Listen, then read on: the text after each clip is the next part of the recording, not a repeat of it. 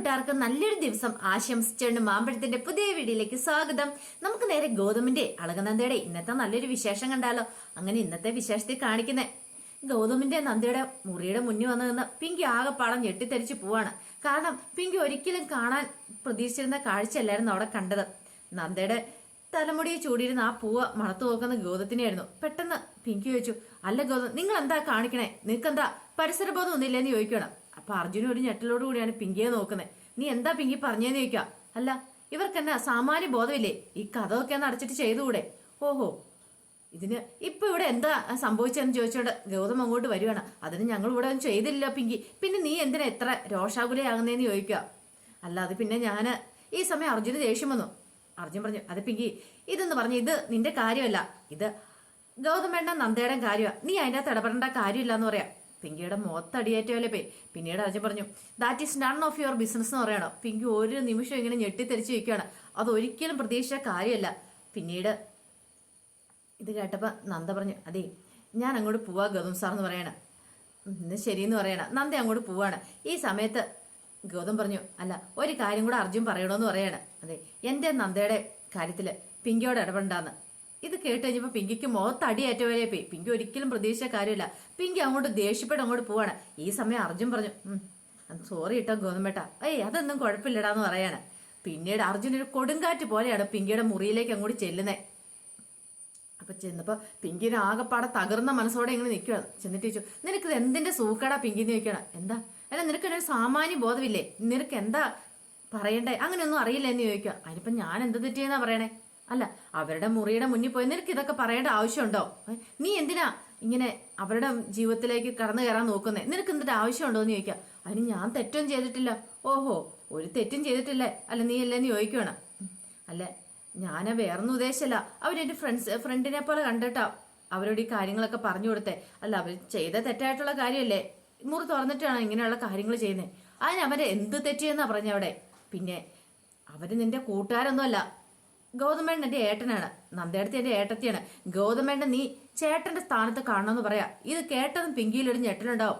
പിങ്കിയുടെ ഞെട്ടിത്തരിച്ചിങ്ങനെ നോക്കുവാണ്. ഈ സമയത്ത് അർജുൻ പറഞ്ഞു, അതെ എല്ലാം എനിക്ക് മനസ്സിലാവുന്നുണ്ട്. ഞാൻ പിന്നെ കുറച്ചൊക്കെ കണ്ടില്ല കേട്ടില്ല നടിക്കുക. പറഞ്ഞെനിക്ക് മനസ്സിലാവുന്നുണ്ടല്ലോ. ഇത് എനിക്ക് ലാസ്റ്റ് വാണിങ്ങാ. ഇനി എന്റെ കയ്യിൽ നിന്ന് ഇങ്ങനെ ഒന്നും ഉണ്ടാവത്തില്ല. പറഞ്ഞ മനസ്സിലായല്ലോ.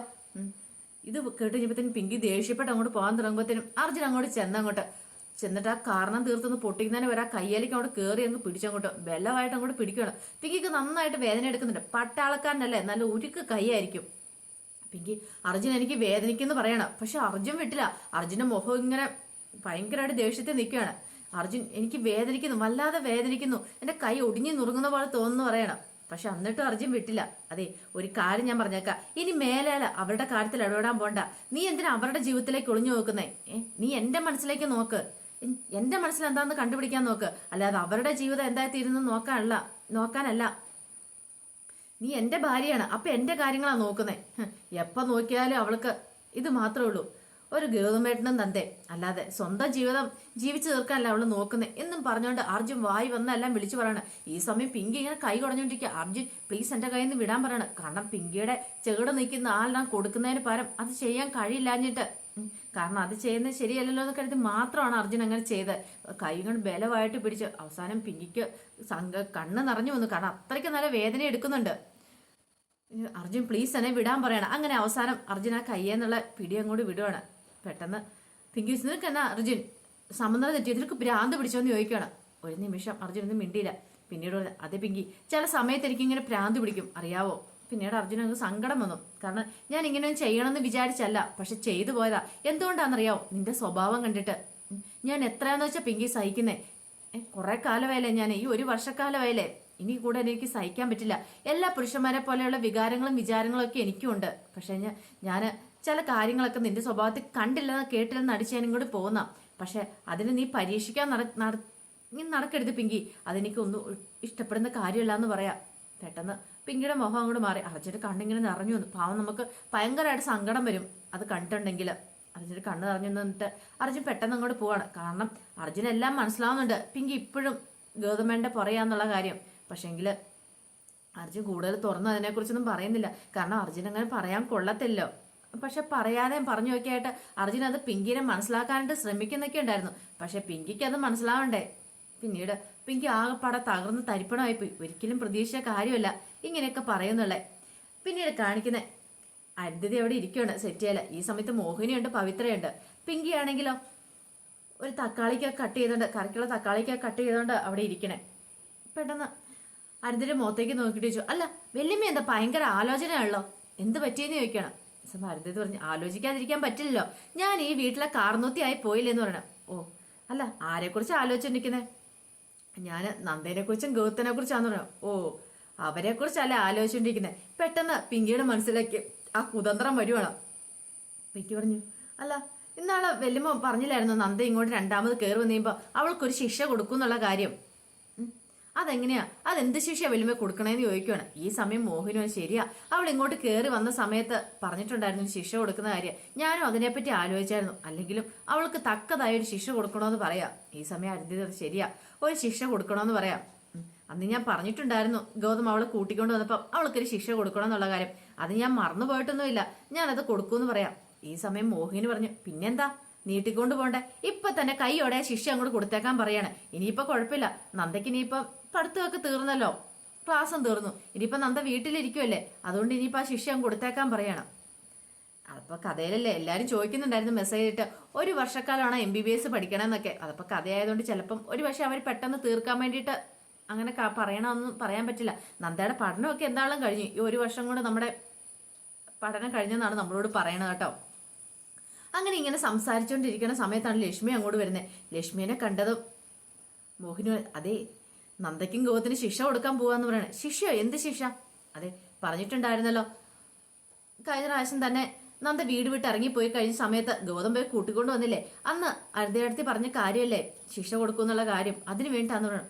അയ്യോ ഇതെന്താ ഏട്ടത്തി പറയണേ, അവർക്ക് എന്തിനാ ശിക്ഷ കൊടുക്കുന്നേ, അതിന് മാത്രം തെറ്റൊന്നും അവർ ചെയ്തില്ലല്ലോ. നന്ദ വീട് വിട്ടുപോയി, ഗോതമോൻ പോയി കൂട്ടിക്കൊണ്ട് വന്നു. ഭാര്യ ഭർത്താക്കന്മാരാകുമ്പോ അവരുടെ ഇടയിൽ ഇങ്ങനെയൊക്കെ ചില സംഭവവാസങ്ങളൊക്കെ ഉണ്ടാവും. അതിനുവേണ്ടി ശിക്ഷ കൊടുക്കാൻ നോക്കിയിട്ടുണ്ടെങ്കിൽ എങ്ങനെ ശരിയാവണേന്ന് ചോദിക്കുക. ഈ സമയം പിങ്കി പറഞ്ഞു, തെറ്റ് ചെയ്ത ആരാണെങ്കിലും അവർക്ക് ശിക്ഷ കൊടുത്താൽ മതിയാവുള്ളൂ, അതിന് ലക്ഷ്മിയമ്മ എന്തിനാ ഇത്ര ടെൻഷൻ അടിക്കണമെന്ന് ചോദിക്കുകയാണ്. ലക്ഷ്മിമാരെ കുറ്റപ്പെടുത്തിക്കൊണ്ടിരിക്കുന്ന സമയത്ത് അർജുൻ അങ്ങോട്ട് വന്നു. അർജുൻ ചോദിച്ചു, എന്താ എല്ലാരും കൂടെ ഭയങ്കര ഒരു സഭ കൂടി എന്തൊക്കെയോ കാര്യങ്ങളൊക്കെ പറഞ്ഞുകൊണ്ടിരിക്കുകയാണല്ലോ, എന്താ ഇന്നത്തെ സമ്മേളനത്തിന്റെ അജണ്ട എന്ന് ചോദിക്കുക.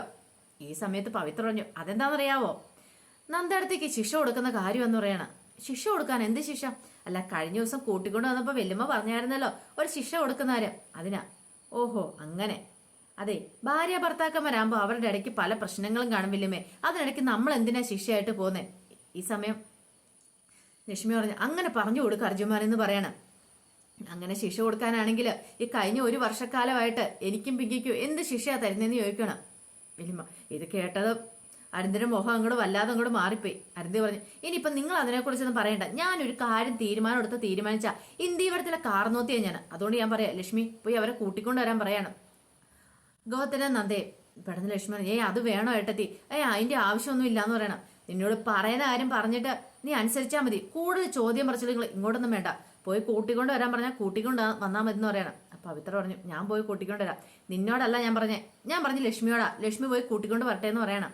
അങ്ങനെ ലക്ഷ്മി അങ്ങോട്ട് ചെല്ലുമ്പോ നന്ദയും ഗൗതമും കൂടി ഇങ്ങോട്ട് ഇറങ്ങി വരുമായിരുന്നു. ലക്ഷ്മി വന്ന് പെട്ടെന്ന് എന്നിട്ട് പറഞ്ഞു, മോനെ ഒരു പ്രശ്നം ഉണ്ടെന്ന് പറയണേ. എന്താ? അല്ല അന്ന് ഏട്ടത്തി പറഞ്ഞില്ലായിരുന്നോ നിന്നെ കൂട്ടിക്കൊണ്ട് വരുന്ന സമയത്ത്, നന്ദനെ കൂട്ടിക്കൊണ്ട് വരുന്ന സമയത്ത് നന്ദയ്ക്ക് ഒരു ശിക്ഷ കൊടുക്കുന്നു. എന്താ ആ ശിക്ഷയ്ക്ക് വേണ്ടിയിട്ട് എല്ലാരും കൂടെ അവിടെ സമ്മേളിച്ചിരിക്കുക, പിങ്കി എല്ലാത്തിനും മുന്നേ നിൽക്കുന്നേന്ന് പറയാം. ഇത് കേട്ടപ്പോൾ നന്ദ പറഞ്ഞു, അതിനെന്താ, എനിക്ക് പേടിയാ മോളെ, ഒരു പക്ഷേങ്കിൽ എന്താ ഇപ്പം അതിൻ്റെ അടുത്ത് പറയാൻ പോകുന്ന ഓർത്തിട്ട് നല്ല ടെൻഷൻ ഉണ്ടെന്ന് പറയണം.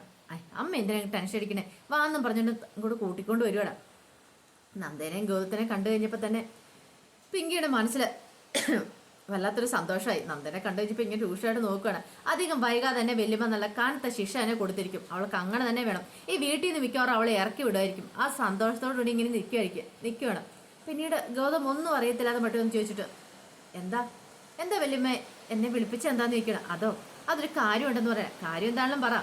അല്ല നീ അന്ന് നന്ദനെ കൂട്ടിക്കൊണ്ട് വന്നപ്പോൾ ഞാൻ നിന്നോടൊരു കാര്യം പറഞ്ഞിട്ടില്ലായിരുന്നോ? എന്ത് കാര്യം? അല്ല ഒരു ശിക്ഷയുടെ കാര്യം. നന്ദയ്ക്ക് ഞാനൊരു കടുത്ത ശിക്ഷ കൊടുക്കുന്നു. ഓ അതാണോ?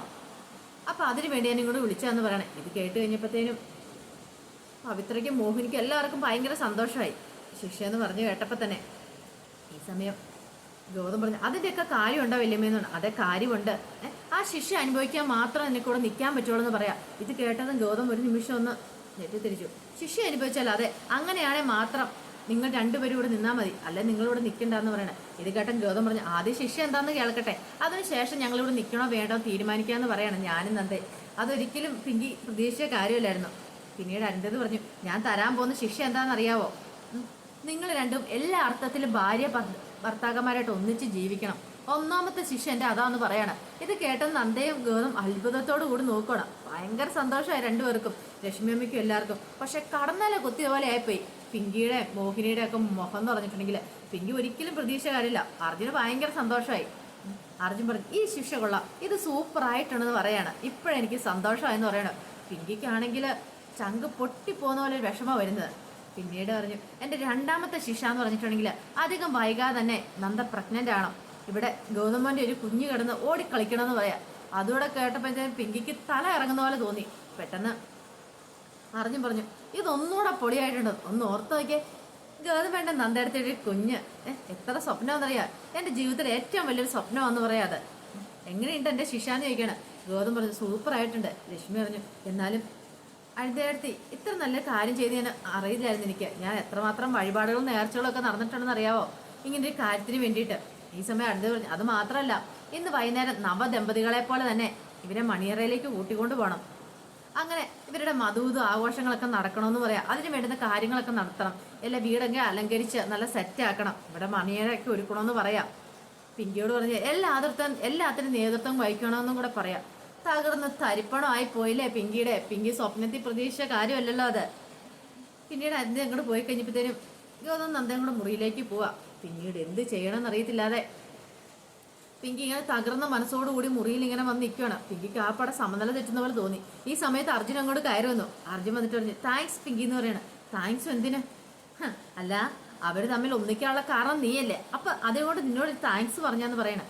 അതിന് എന്നോട് തന്നെ താങ്ക്സ് പറഞ്ഞു, ഞാൻ എന്ത് ചെയ്യുന്ന പറഞ്ഞേ മനസ്സിലായില്ലല്ലേ? കണ്ടോ നീ ഇങ്ങനെ നന്ദടുത്തേക്ക് ഗൗതമേട്ട ഒരു പണി കൊടുത്തോണ്ട് മാത്രമല്ലേ ഇപ്പൊ ഇങ്ങനെ സംഭവങ്ങളൊക്കെ ഉണ്ടായത്. അപ്പൊ അതിന് കാരണക്കാര് നീയല്ലേ. എൻ്റെ ഏറ്റവും വലിയ ആഗ്രഹമായിരുന്നു അവർ തമ്മിൽ ഒന്നിച്ച് ജീവിക്കണം എന്നുള്ളത്. പിന്നെ അവർക്കൊരു കുഞ്ഞു പിറക്കണം എന്നുള്ളത്. ഞാൻ എൻ്റെ ജീവിതത്തിന് പ്രാധാന്യം കൊടുക്കുന്നില്ല, പക്ഷേ എങ്കിൽ ഞാൻ അവരുടെ ജീവിതത്തിന് പ്രാധാന്യം കൊടുക്കുന്നേ. കണ്ടോ വൈകിട്ടാണെങ്കിലും വല്യമ്മ സത്യങ്ങളൊക്കെ തിരിച്ചറിഞ്ഞു. കണ്ടോ ഇനി അധികം വൈകാതെ അവർ കുഞ്ഞു പിറക്കും. അവരുടെ ഒരു കുഞ്ഞിനെ താലോലിക്കണം എന്നുള്ള എൻ്റെ മനസ്സിലെ ഏറ്റവും വലിയ ആഗ്രഹം എന്ന് പറയാം. ഇത് കേട്ടത് പിങ്കി തകർന്ന് തരിപ്പണമായിപ്പോയി. പിങ്കിക്ക് എന്ത് ചെയ്യണമെന്ന് അറിയത്തില്ല, സമനില തെറ്റിയവരായിപ്പോയി. പിന്നീട് അത് നന്ദേടത്തേക്ക് ഒരു താങ്ക്സ് ഉണ്ട്. കാരണം എന്താണെന്നറിയാവോ, നന്ദേടത്തെയാണ് ഗൗതമേട്ടൻ ഈ വിധം മാറ്റിയെടുത്തേ. അവർ തമ്മിൽ എത്ര വലിയ സ്നേഹത്തിലാണെന്നറിയോ. എല്ലാവരുടെയും വിചാരം അവർ സ്നേഹത്തിലൊന്നും അല്ലാന്ന, അതൊക്കെ പക്ഷെ വെറുതെ. നന്ദേടത്തേക്ക് ഗൗതമേട്ടൻ ജീവിതം, അതുപോലെ തന്നെ ഗൗതമേട്ടൻ നന്ദേടത്തിൻ്റെയും ജീവനെന്ന് പറയാം. ഇത് പറഞ്ഞ് സന്തോഷത്തോടെ അർജുൻ അങ്ങോട്ട് ഇറങ്ങിപ്പോകും. തകർന്ന മനസ്സോടുകൂടി പിങ്കി ഇങ്ങനെ നിൽക്കുകയാണ്. പിന്നീട് ആ സമയത്ത് തന്നെ പിങ്കി എന്ത് ചെയ്യാണ്, സാന്ദ്രനെ വിളിക്കുകയാണ്. സാന്ദ്രനെ വിളിച്ചെടുത്ത കാര്യങ്ങളൊക്കെ പറയാം. കുറെ കാര്യങ്ങൾ എന്തൊക്കെയോ ഇങ്ങനെ പറയുന്നുണ്ടായിരുന്നു. അവസാനം പറഞ്ഞു എങ്ങനെയെങ്കിലും നീ എന്നെ രക്ഷിക്കണം, നീയായിട്ട് എനിക്കൊരു മാർഗം പറഞ്ഞു തരണം. എനിക്ക് ഗൗതമിനെ നഷ്ടപ്പെടാൻ പാടില്ല, വേറൊരു അവകാശം അവൻ ഉണ്ടാകാൻ പാടില്ലെന്ന് പറയാണ്. ഇത് കേട്ടപ്പോൾ സാന്ദ്ര നീ പേടിക്കാതെ എന്താ ചെയ്യേണ്ടതെന്ന് ഞാൻ പറഞ്ഞുതരാൻ എന്ന് പറയാണ്. അങ്ങനെ അതിന്റെ വിശേഷങ്ങളൊക്കെയാണ് കണ്ടത്. ഇനിയിപ്പോൾ സാന്ദ്ര എന്ത് കുരുട്ടുബുദ്ധിയാണോ പിങ്കിക്ക് പറഞ്ഞു കൊടുക്കണമെന്ന് പറയാൻ പറ്റില്ല. എന്ത് കുരുട്ടുബുദ്ധി ഉപദേശിച്ചാലും ഒരു കാര്യം ഉറപ്പാ, കാരണം അതൊന്നും നടക്കാൻ പോകുന്നില്ല. നന്ദയും ഗൗതമും ഒന്നാകും. അപ്പൊ അതിന്റെ വിശേഷങ്ങളാണ്. അപ്പൊ എല്ലാവരും ചോദിക്കുന്നുണ്ടായിരുന്നു കഥ തീരുവാണെന്നൊക്കെ. ഒരു പക്ഷേങ്കിൽ സെറ്റ് ഭയങ്കര പ്രശ്നങ്ങൾ അടിയും വേളമെന്നൊക്കെ കേട്ടായിരുന്നു. അപ്പോൾ ഒരു പക്ഷേ ചിലപ്പം പെട്ടെന്ന് തീർക്കാൻ വേണ്ടിയിട്ടായിരിക്കും ഈ MBBS പഠനം പോലും 1 വർഷം കൊണ്ട് ചിലപ്പോൾ അവര് തീർത്ത് പോകുന്നത്. അതെന്താ നമുക്ക് കൃത്യമായിട്ട് അറിയില്ല കേട്ടോ. അത് ഫുൾ വിശേഷം വന്നാലും നമുക്കിനി അറിയാൻ പറ്റുള്ളൂ. ഇനി അടുത്ത ദിവസത്തെ വിശേഷം. അപ്പൊ ഇന്നത്തെ വിശേഷം ഇതൊക്കെയാണ് കാണിച്ചിരിക്കുന്നത്. അപ്പൊ ഇതിന്റെ ബാക്കി വിശേഷമൊക്കെ നമുക്ക് എല്ലാവർക്കും കാത്തിരിക്കാം കേട്ടോ. അപ്പൊ എല്ലാവർക്കും ഒരിക്കൽ കൂടി നല്ലൊരു ദിവസം ആശംസിച്ചുകൊണ്ട് നിർത്തുന്നു. നന്ദി.